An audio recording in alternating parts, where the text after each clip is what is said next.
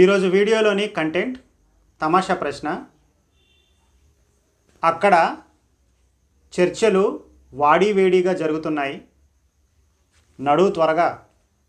ఈ వాక్యంలో ఒక అమ్మాయి పేరు దాగి ఉంది, అదేంటో కనుక్కోడి చూద్దాం.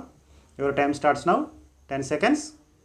10, 9, 8, 7, 6, 5, 4, 3, 2, 1. వీడియోని పాస్ చేసుకోండి. జవాబు తెలిస్తే సమాధానం కమెంట్స్ రూపంలో తెలియజేయండి. జవాబు వచ్చేసి ఈ వాక్యంలో ఉన్నటువంటి అమ్మాయి పేరు అర్చన. పదాలలో ఉన్నటువంటి విడివిడి పొడి పొడి అక్షరాలను కలపండి, అమ్మాయి పేరు దొరుకుతుంది.